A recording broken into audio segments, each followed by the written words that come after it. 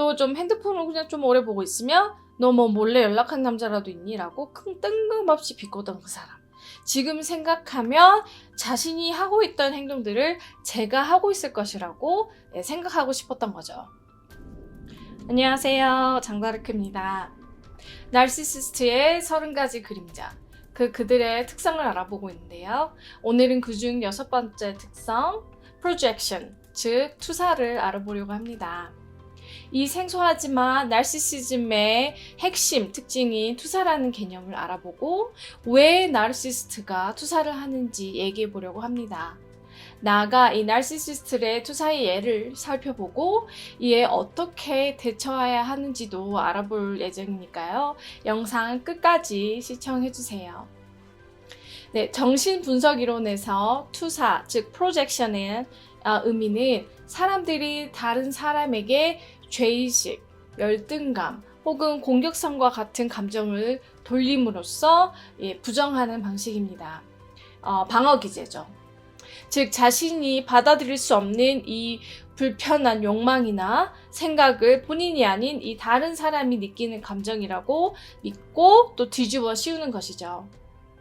예를 들면 자신이 매우 싫어하는 사람이 있다고 생각해 보세요. 근데 이 불편한 감정, 누구를 싫어하는 이 감정을 상대에게 투사함으로써 내가 아닌 오히려 그 상대가 나를 싫어한다고 생각하고 믿어버리는 것입니다.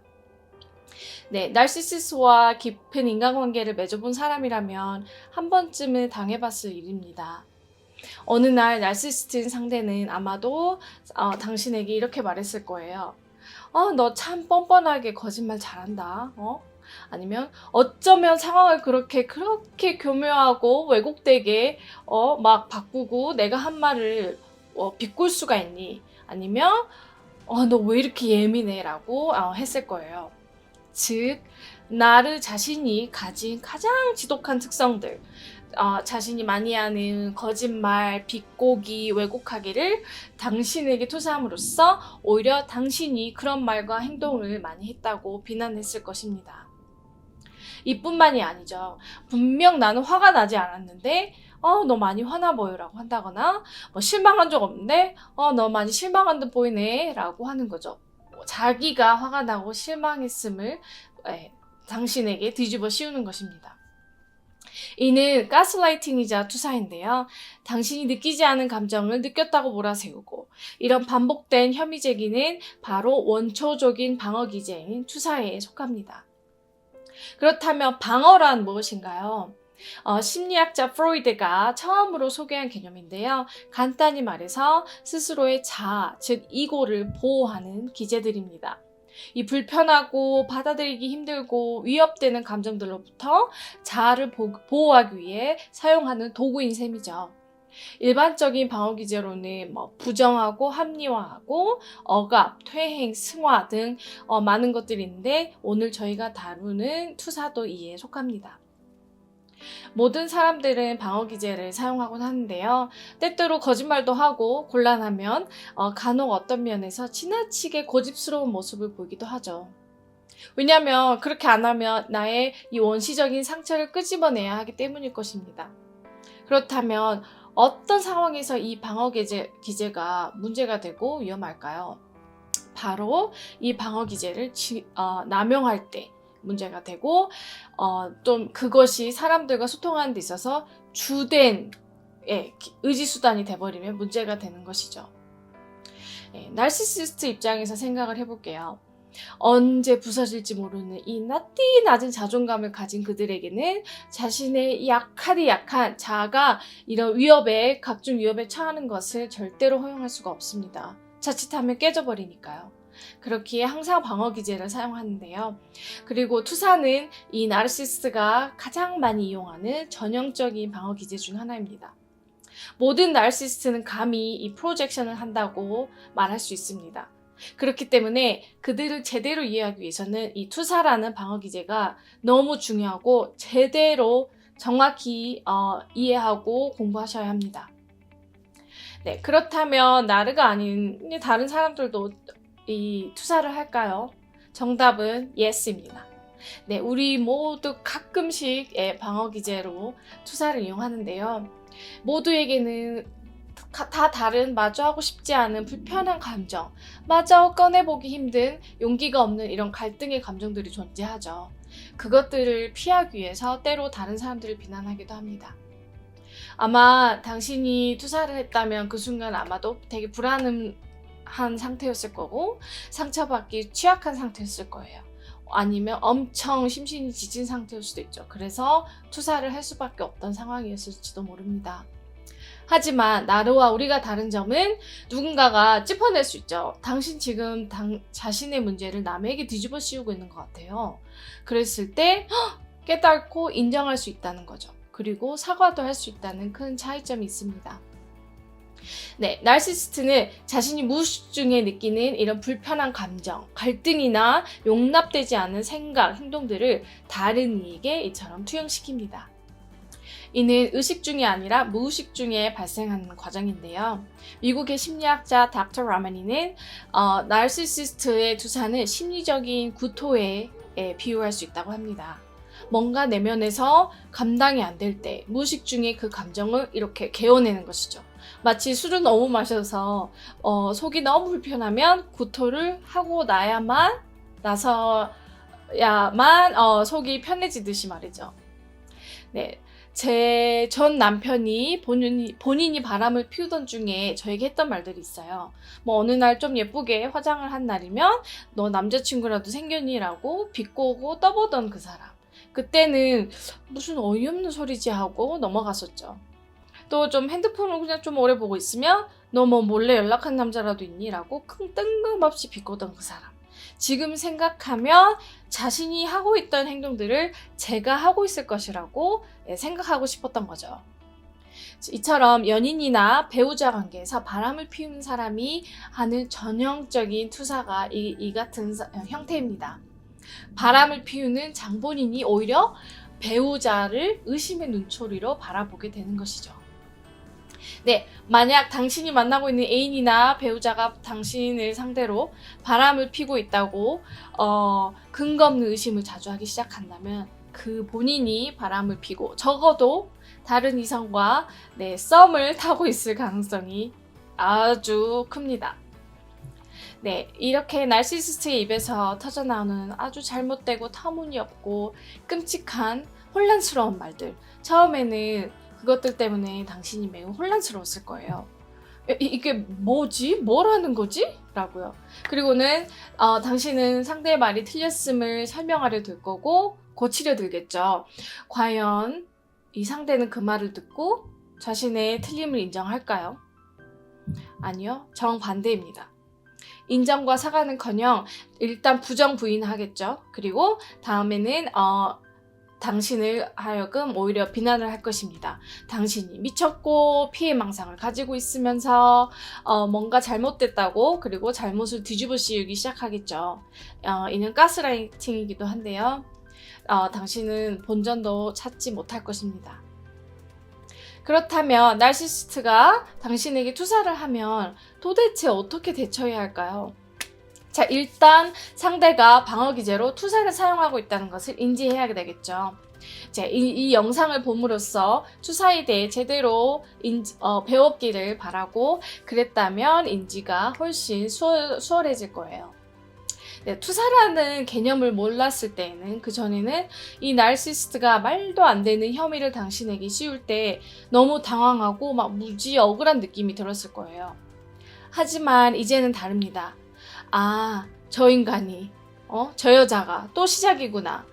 자신의 약한 자아를 보호하려고 또 자신의 문제를 나한테 뒤집어 씌우기 시작하는구나. 또 발악을 하는구나 라고 이해가 되기 시작하죠. 제 얘기를 예로 들자면 사실 이 에피소드는 전에도 다른 영상에서도 다루었는데 제 인상이 너무 깊게 남아서 자꾸 다루게 돼요. 제 전남편과 결혼 생활 도중 당연히 다투던 도중 너무나 화가 나고 억울해서 막 울고 있는 저에게 이렇게 말하는 거예요. 우리의 문제가 뭔지 알아? 당신이 당신 스스로를 너무 고립시키고 있는 거야 라고 하더라고요. 그래서 처음에는 뭔 말이지 했는데 한국의 모든 가족과 자라왔던 친구들이 있고 그래서 뭔지 혼자 외롭다는 생각이 가끔씩 들었기 때문에 그 말을 믿기 시작했어요. 그리고 오랜 가스라이팅을 통해서 제 자존감도 낮아져 있었고 상황과 이런 감정 판단에 많은 문제가 있었기 때문에 스스로를 고립시키고 있다는 그 사람의 말을 덜컥 믿어버렸습니다. 즉, 이 모든 문제가 나에게 있다고 뒤집어 씌우는 그의 덫에 제대로 걸려든 것이죠. 나중에 생각해보니 이는 완벽한 투사였습니다. 즉, 본인이 스스로를 고립시키고 사회에서, 직장에서, 가족에서 고립시키고 있다는 사실을 무의식 중에 알았을 것이고, 이 불편한 감정, 받아들일 수 없는 감정을 가장 가까운 저에게 뒤집어 씌운 것이죠. 본인이 아닌 내가, 당신이 자신을 고립시키고 있어라고요. 당시 제 인생에서의 문제는 단 하나였어요. 바로 결혼 생활. 네, 파트타임이지만 꾸준히 일을 하고 있었고 보람도 느끼고 제 또 취미인 테니스를 꾸준히 치고 또 그 커뮤니티 안에서 좋은 친구도 만들고 인간관계도 유지하고 있었고요. 그래서 꾸준히 이런 사회와 소통하고 있었어요. 반대로 그 사람은 새로운 직장에 얻을 때마다 오래 지나지 않아서 이런 동료나 상사들과 갈등을 통해서 금방 때려치우고요. 길게는 2년 버틴 것 같아요. 근데 몇 개월 있다 그만둔 경우도 있었어요.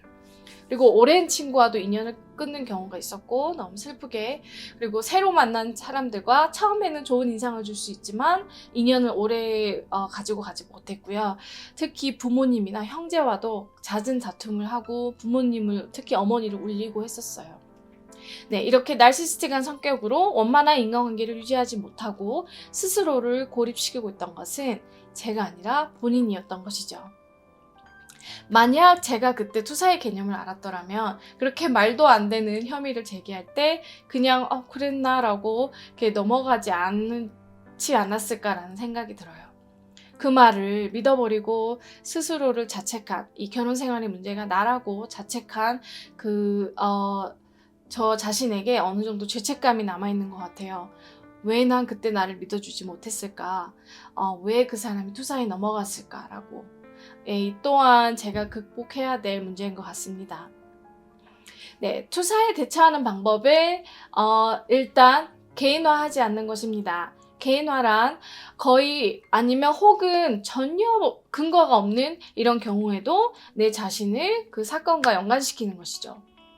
물론 작정하고 나를 비난하는 상대의 말에, 그리고 나 자신을 연관시키려고 하는 문제와 나를 연관시키려고 하는 그 사람에게 앞에서 내 개인화를 하지 않기란 보통 어려운 일이 아닙니다. 하지만 일단 지금은 당신이 투사를 하려는 나르시시스트의 심리를 정확히 알고 있기 때문에 또 재시작이네. 아이고, 그래, 그렇게라도 네 약한 자아를 보호해라. 떠들어라. 나는 아무 상관없다. 네 문제지. 그리고 나는 그냥 모른 척 할란다라고 할 수 있는 것이죠. 네, 두 번째이자 마지막으로는 감정을 배제할 것. 개인화하지 않는 것과 비슷한 맥락이지만 상대로 인해 발생하는 어떤 감정도 의식적으로 밀어내길 바랍니다. 네, 화가 나려고 하거나 억울하고 막 짜증이 나려고 할 거예요. 심지어 상대가 방어기제로 투사를 한다는 것을 알면 여러분의 성격상 연민이 느껴질 수도 있어요. 하지만 이런 모든 감정들을 배제하는 것이 가장 효과적으로 투사에 대처하는 방법입니다. 네, 당연히 모든 부정적인 감정을 밀어내고 심지어 긍정적인 반응도요. 하지만 처음부터 이렇게 감정적인 배제가 되는 것은 아닙니다. 상황에 따라 너무 열이 받아서 막 화를 억누를 수 없을 수도 있어요. 그래도 적어도 그 나를 앞에서는 절대로 티를 내서는 안 됩니다. 화장실을 핑계로 자리를 떠나세요. 그리고 화장실에 가서 얼굴에 물을 붓고 고래고래 소리를 지르는 게 오히려 낫습니다. 아니면 집에 가서 이불을 뒤집어 씌우고 하거나 펑펑 우는 한이 있더라도 그 당사자 나를 앞에서는 절대 울지 않길 바랍니다. 절대로 화가 났다는 것을 들키지 않길 바래요. 왜? 들키는 순간 나의 화와 눈물은 그 상대의 나르시시즘의 서플라이, 나르시시즘 공급원으로 이용될 뿐입니다. 요즘 제가 개인적으로 가장 마음에 많이 새기는 말이 있어요. 상대방이 하는 말과 행동은 당연히 내가 통제 불가능하지만 내 감정은 통제할 수 있다는 거죠. 즉, 내가 느끼는 감정은 나의 신성한 영역이자 노력을 통해서 어느 정도 컨트롤이 가능하다는 것입니다. 상대가 무례하게 나오면 무시합니다. 그리고 다시 엮이지 않으면 그만입니다. 그리고 나르가 나한테 와서 남의 욕을 지나치게 많이 해요. 그냥 그러면 듣는 척 마는 척 합니다. 그리고 그 사람의 의견이 내가 그 남들, 특히 그 사람이 욕을 하고 있는 그 상대를 생각하는 방식에 영향을 미치는 것을 철저히 배제합니다. 분명히 사실이 아닐 가능성이 크고 사실이라도 과장되거나 비꼬았을 가능성이 크기 때문이죠. 만약에 여러분의 boss, 상사가 도가 지나치게 나오면 그 상황을 이겨먹을 수는 없잖아요. 상사니까 통제도 안 되고, 그러면 그 사람의 더 높은 상사한테 가서 상담을 할 수도 있겠죠. 저 같은 경우에 전 남편이 저를 긁으려고 또 시도하면 올라오는 짜증나는 감정을 억누릅니다. 네, 그리고 필요한 말만 하고 사실만을 말하고 아주 간소하게 대답합니다. 의식적으로 컨트롤하는 것이죠, 감정을. 네, 나르시시스트와 엮이는 모든 화가 날 만한 상황에서 핵심은 감정의 통제, 감정을 배제하는 것입니다. 왜? 감정이 상해봤자 나만 손해거든요. 네, 하나도 해결되는 것은 없고 내 스트레스 호르몬 지수만 막 올라가죠. 그리고 그것은 결국엔 제 건강을 해치게 됩니다. 그리고 그것이 정확히 상대 나르가 원하는 바이고요. 네, 오늘도 나르와의 관계에서, 인간관계에서 현명하게 대처하시는 여러분들 되길 바랍니다. 그리고 좀 더 행복한 하루 되시길 바랄게요. 네, 나를 이 세상에서 아예 없앨 순 없지만 나르시스트와의 인간관계에서 상처받는 사람들이 없어지는 날까지 열심히 하는 장다르크가 되겠습니다. 행복한 하루 되세요. 감사합니다.